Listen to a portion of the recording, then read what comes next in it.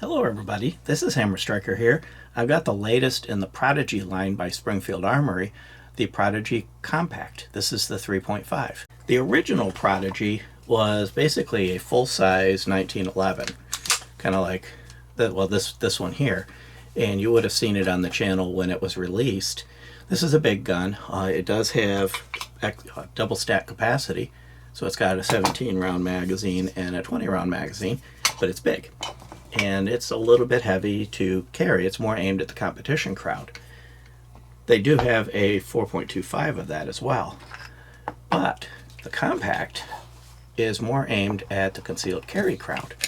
So what you've got is a Glock 19 sized 9mm 1911 that holds 15 rounds just like a Glock 19. So the biggest problem you run into with 1911s generally is capacity. In a 45, you get 6 or 7 rounds.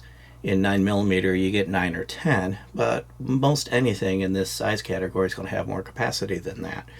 Springfield solves that with the 1911 DS platform. Now, Springfield's not the first one to release a double stack 1911, but they are the first one to release one that is very reliable at a reasonable price. The others that are out there on the market are not inexpensive by any stretch of the imagination. Springfield sent this for a review, and I'm happy to review their Prodigy and Echelon series because they've all been excellent. They just work. This one was no exception. Cleaned it, oiled it. I always do that. That's the standard that I always do. Took it to the range. Round 1 till I was done, just worked. Not a single malfunction. It's just a reliable gun. As you can see, it's optics ready. As of the making of this video, I don't see any optic included options from Springfield. So it'll come with a cover plate covering that optic slot and the sight on it. And part of doing this allows them to keep the optic low and still retain the sight. So one of the things that you'll find, I'm going to turn this, is that for those that like to co-witness, you can actually co-witness the sights right through the optic. Now, depending on the optic you put on it, if you put a really fat optic on there, that may interfere with that, but it's designed to be able to co-witness the optics that are associated with it.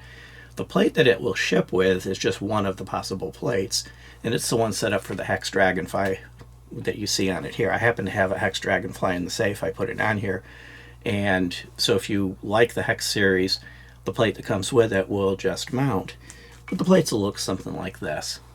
It'll have the sight on it, and they're low profile plates, and they'll have different cutouts for the optic that you want. So if you don't want a Hex Dragonfly or a compatible optic, you would have to go on their site, pick out the plate you want, and order it. It's a nice compromise between not having any plates, and you have to order a plate no matter what, and then coming with a whole bunch of plates, most of which just get thrown in a box. So it comes with a plate, you can put an optic on it, limited choice of optics right out of the box, and then if that's not to your liking, you can get the plate that is. Now when I was showing you the sights, the front sight is a tritium sight with a white ring around it. Real easy to see. The back sight is a blackout. It does have a decent gap. It's got a nice U so that I believe I would be able to shoot this well even with the blackout sights, which, blackout sights aren't my favorite. But I did put an optic on it and used the optic. So yeah, I had no trouble pulling really tight groups with it. The gun is easy to shoot well, and there's a lot of things that go into making that the case. Before we get into shooting it in the trigger, let's just kind of take a tour around it and show you the features. So it has front and rear serrations. They're really easy to get a hold of, really easy to use. The slide is on a little bit on the stiff side, so it's not a light rack gun by any stretch. It has a 2-slot Picatinny rail. It has kind of almost a sandpaper-ish texture, but it's not rough or abrasive. It's very comfortable to hold. It's got a nice undercut under the trigger and a blank spot in the texture to make it comfortable to hold. It does have a little bit of texture on the front of the trigger guard, as well as a little serration on the trigger, and you can see the trigger is skeletonized, and that little thing you see there is the adjustment screw for the over travel stop. So it does have an over travel stop that is adjustable. I did not adjust it, it worked out of the box. Of course, it has your standard 1911 grip safety with a little protrusion to make it guarantees that grip safety disengages. It doesn't have replaceable back straps. That's not common with 1911s, But the grip panels are polymer panels and theoretically are replaceable. I would imagine as this series becomes more popular, you'll start to see companies making grips for it and other options available. But I do like the grips around it. They're comfortable and they're easy to work with. It has a very pronounced safety, very easy to get a hold of, very easy to operate, but in all positions it stays out of the way. I don't get either hand, so even on the other side, you'll see it's well above my hand and out of the way, whether it's in the on position or off position. So it's not a lot of ambi safeties can get in the way on the other side. This one doesn't. This one does have a shortened beaver tail over the full-size Prodigy, but they also recontoured the hammer to make the hammer shorter so that the hammer stays within the beaver tail, so that even with that shortened beaver tail, I'm well away from the hammer and slide, so I'm not going to get slide bit by this. As I turn it over to the other side, you'll see it does have an ambi safety, the thumb safety. You can see the other texture. It does not have an ambi magazine release, which is not common on that 1911s anyway, but overall well machined, nice and clean, everything you would expect from a Springfield Armory, just well done and smooth. The magazines that I popped out in the beginning are 15 round magazines, nice metal magazines with a plastic base plate. The larger magazines that come with the full-size Prodigy will also work in it. Here's the 17 round for the full-size Prodigy, and the 20 round that came with the full-size Prodigy. There's also a 26 round magazine available on their website. I don't have one to show it to you, but in theory, that if you're willing to have the magazine hang down, you can get up to 26 rounds of capacity. And by the way, when you put one of these larger magazines in, it goes in, it fits well, and it just hangs down. Even though this does have a shortened grip, it is a compact, it's a full 3-finger grip. I've got large hands, not huge hands. There's people with much larger hands than me, but it's very unlikely your hands are going to be big enough that you're going to be down here interfering with the magazine. And when the flush magazine is in place that comes with it, again, it sits back just enough that it's not going to interfere with your hands even if you got larger hands, and you're very unlikely to get bitten by the magazine.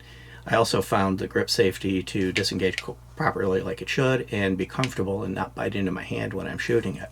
Overall, the shooting experience of this was quite pleasant. The interesting thing about this is that it's the same size magwell as a regular 1911, or the same size grip. The magwell is of course hollowed out a little bit. You'll see there's a little bit of a bevel at the front and rear to make inserting the magazine easier and guide it in there. It doesn't really have a magwell flare in the attempt to keep the side of it smooth and keep the size of it down. From a size perspective, it's 7 inches front to back, and it's 5.1 inches tall. That would of course be without the optic on it, and that's consistent with a Glock 19. So basically it's a Glock 19 size gun. Of course it's a 1911, they're a little thicker, that's just how 1911s are, so it's a little bit on the thicker side, and it weighs 25.5 ounces. It's a metal frame. It's a 7075 T6 aluminum frame, so it's light as 1911 metal frames go, but of course it's heavier than a polymer gun. It's not a Glock 19, but it's about that size. It's black Cerakote on the frame and the carbon steel, the forged carbon steel slide, and the barrel is black bull barrel, and it's DLC.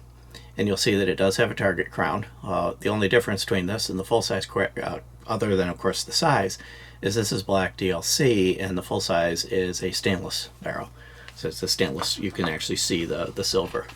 I'll show it to you real quick. It's nice looking. It's kind of that blend-in, low profile, which of course you would expect for concealed carry. And that's one of the targets of this. It's a concealed carry gun. A lot of people still like to carry 1911s. One of the negatives to a 1911 is capacity. This solves that. So you can have, if a 1911 is what you like, especially if let's say you're shooting this in a competition or you're using this for other purposes and you want that consistency, you can go to this for concealed carry.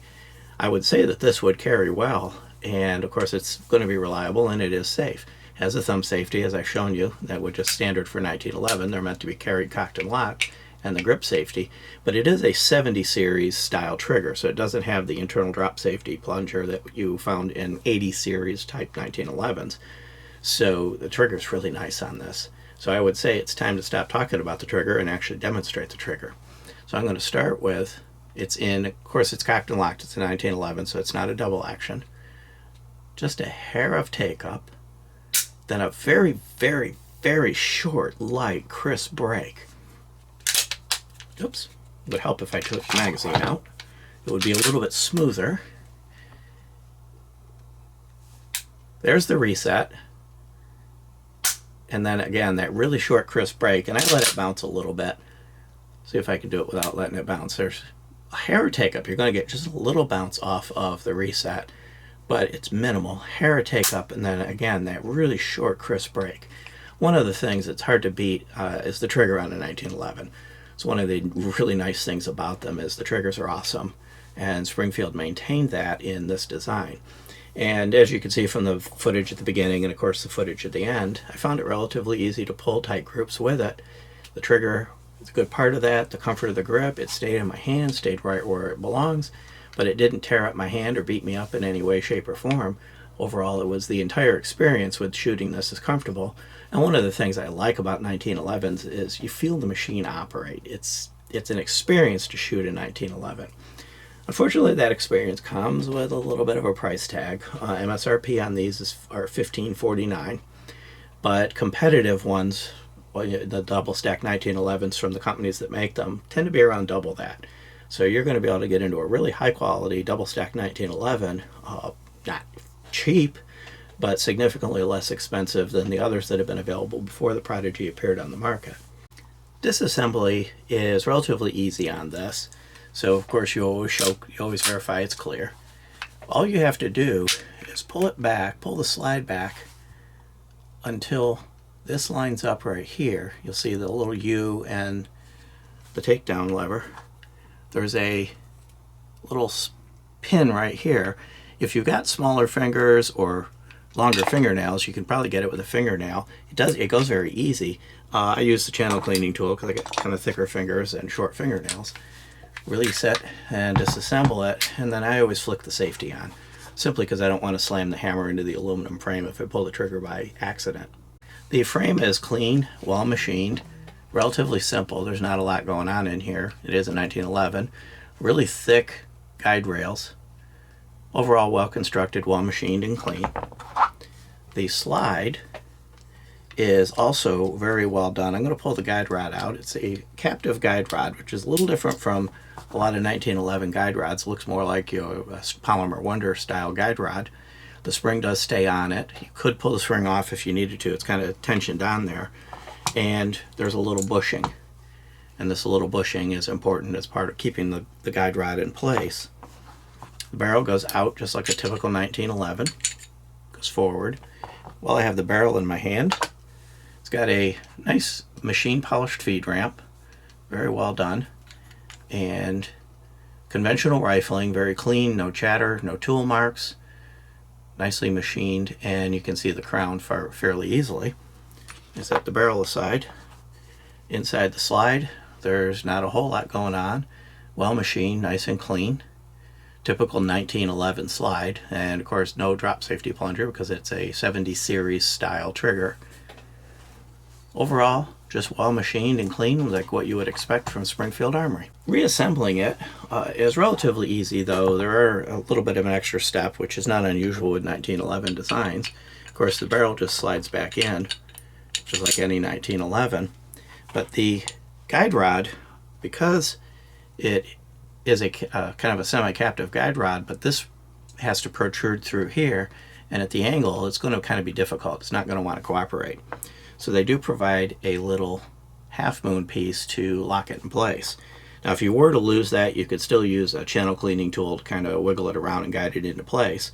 But per the design, you would put the bushing on and then slide this down, put this half moon piece on here, and then retension it. And what that's going to do is it's just going to lock it in place temporarily so that you can then drop it in place and position it. Now I could, if I wanted to, now that I've got it in place, push it forward and drop this piece off. Or you can just deal with that when you put the slide back on. Either one, whichever way you want to do it. Now to slide it back together, line up the guides, bring it back until the barrel lug is visible, put the takedown pin in, and here's where you got to be careful. Number one, you have to capture the barrel lug, but number two, you don't want to create the infamous idiot scratch by dragging it across the slide. Then you bring the slide back until this lines up, and then just snap it in place, which is a little difficult for me to do here because I'm trying to do it for the camera. We get it lined up.